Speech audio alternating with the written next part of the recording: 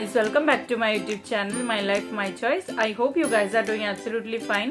So guys, मैंने सोचा था कि मैं अपने हेयर को एक अलग लुक दूंगी, लेकिन काफ़ी टाइम से मैं बहुत कोशिश कर रही थी, लेकिन मुझे परमिशन नहीं मिल रही थी एंड फाइनली मुझे परमिशन मिल गई है. So today I am going to do hair smoothening and मैं सोच रही हूँ कि ना थोड़ा कलर भी हो जाएगा तो एक नया लुक आएगा, मतलब तो उसके साथ में मैं ग्लोबल कलर भी लेने वाली हूँ. कुछ इस तरीके से स्टार्ट हुआ हेयर स्मूथनिंग का प्रोसेस. सबसे पहले इन्होंने मेरे हेयर को अच्छे से कोम किया एंड टैंगल फ्री किया. And guys as you know, आपने पहले वाली वीडियो में भी देखा ही होगा, मेरे हेयर की लेंथ काफ़ी ज़्यादा लंबी थी, लेकिन आपको पता ही है हमें टेक केयर भी करना पड़ता है अगर हेयर की लेंथ ज़्यादा है तो.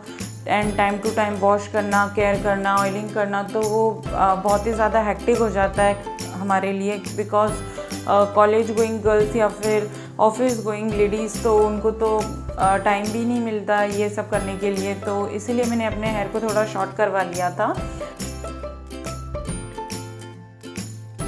एंड गाइस, ये जो हेयर स्मूथनिंग का प्रोसेस है इसमें लगभग 5 to 6 आवर्स तो लग ही जाते हैं. मतलब अगर आपके शोल्डर तक भी हेयर है तो भी आपको 5 to 6 आवर्स तो लगेंगे ही लगेंगे, क्योंकि ये जो प्रोसेस होता है वो बहुत ही आराम से, और जो भी स्पेशलिस्ट होता है वहीं से आप करवाइएगा, क्योंकि हेयर स्मूथनिंग हो या स्ट्रेटनिंग हो तो उसमें अगर कोई स्पेशलिस्ट अगर नहीं कर रहा है तो फिर आपके हेयर डैमेज भी हो सकते हैं. तो इस चीज़ का आप ध्यान रखिएगा. एंड ये जो पूरा प्रोसेस था वो बहुत ही आराम से किया गया था एंड कोई भी जल्दबाजी नहीं की गई थी, जिसकी वजह से मुझे बहुत ही ज़्यादा अच्छा रिजल्ट मिला था. First I wanted to go for hair straightening and not smoothing, but then what I observed is in hair straightening your hair becomes absolutely flat and it don't give that natural look. So that's why I went for hair smoothing. So it removes frizzy hairs and it gives a natural look. It removes all the curls and your hair becomes just fabulous and manageable. जो hair smoothening की cream है वो बहुत ही अच्छी तरीके से मेरे hair में इन्होंने लगा दी है एंड मुझे अभी 50 to 60 मिनट्स तक ऐसे ही स्ट्रेट बैठना है. तो उसके बाद में फिर हेयर वॉश होगा और उसके बाद में हेयर आइनिंग की प्रोसेस स्टार्ट होगी.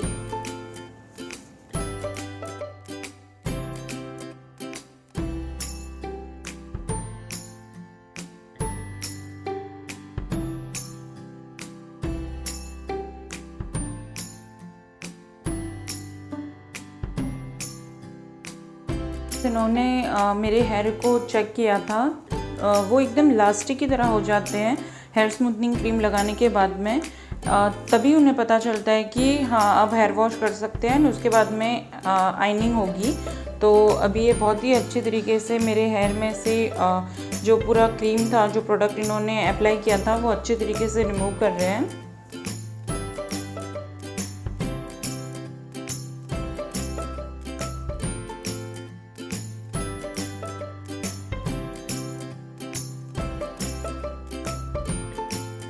यहाँ पर इन्होंने हेयर वॉश के बाद में बहुत ही अच्छी तरीके से मेरे हेयर को ब्लो ड्रायर की हेल्प से ड्राई किया.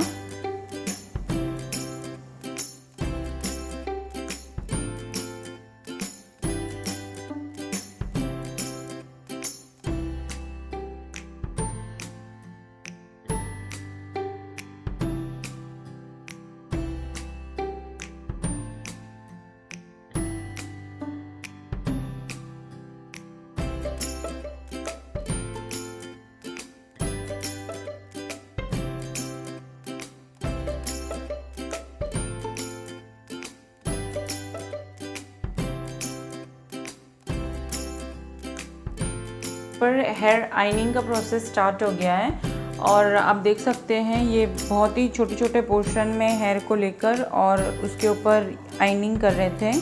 और ये वाला जो प्रोसेस है वो बहुत ही ध्यान से करना पड़ता है, वरना आपके जो बाल है वो जल भी सकते हैं. एंड स्कैल्प से बिल्कुल दूर रखकर ही इसको करना होता है.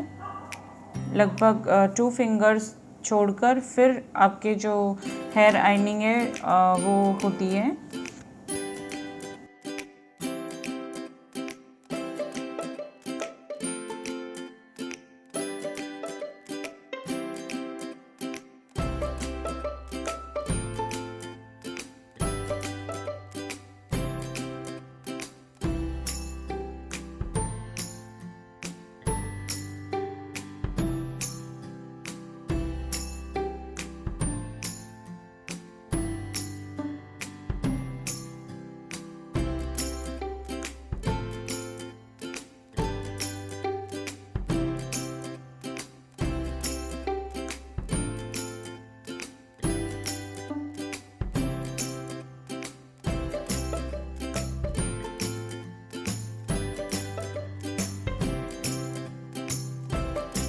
गाइस आप देख सकते हैं कितनी अच्छी तरीके से मेरे हेयर स्ट्रेट हो गए हैं, इतने सॉफ्ट और सिल्की हो गए थे।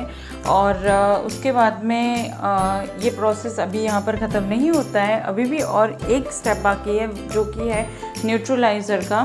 तो न्यूट्रलाइज़र इसीलिए लगाया जाता है क्योंकि जो हेयर स्मूथनिंग हुई है आपके हेयर के ऊपर, तो देखिए कुछ भी बोलिए आप, लेकिन हेयर डैमेज तो होता ही है हेयर आइनिंग के टाइम में। तो इसीलिए उसे लॉक करने के लिए एंड उसका जो इम्पैक्ट है वो कम करने के लिए न्यूट्रलाइज़र लगाया जाता है। तो न्यूट्रलाइज़र भी इन्होंने कुछ इस तरीके से लगाया था, लेकिन इसे सिर्फ 20 मिनट्स तक ही रखा था लगभग, लेकिन जो हेयर स्मूथनिंग क्रीम थी उसे लगभग 50 to 60 मिनट्स तक रखा था।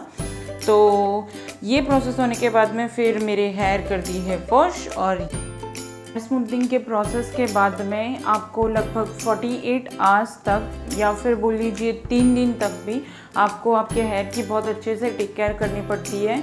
आपको रबर बैंड यूज़ नहीं करना, आपको कोई भी हेयर क्लिप या हेयर पिन नहीं लगानी है, वरना आपके जो हेयर है वो वही शेप ले लेते हैं और उसकी वजह से जो हेयर स्मूथनिंग आपने करवाई थी इतनी मेहनत से वो वेस्ट हो जाती है। तो आप भी अगर करवाने वाले हैं तो इस चीज़ का ध्यान रखिएगा। And guys I can tell you, इसका जो रिज़ल्ट था ना वो बहुत ही ज़्यादा अमेजिंग था, बहुत ही ज़्यादा फैबुलस था एंड मुझे तो बहुत ज़्यादा अच्छा लगा। एंड अगर आपको एक नेचुरल लुक चाहिए आपके हेयर्स को, अगर सिल्की एंड स्मूथ एंड थोड़ा स्ट्रेट टाइप में करना है, तो I think you should go for hair smoothening and not for hair straightening. तो आई जस्ट होप आपको मेरी ये वीडियो पसंद आई होगी। एंड अगर पसंद आ रही है तो प्लीज़ लाइक कर देना, अपने फ्रेंड्स के साथ में शेयर करना। एंड हाँ, अगर आप न्यू सब्सक्राइबर हो तो जल्दी से सब्सक्राइब कर दो ना यार। तो ये प्रोसेस फाइनली कंप्लीट हो ही गया। 5 to 6 आवर्स की जो मेहनत थी पूरी टीम की और मेरी खुद की भी, तो वो कंप्लीट हुई and this is the result. Just look at the hairs, how amazing they are looking.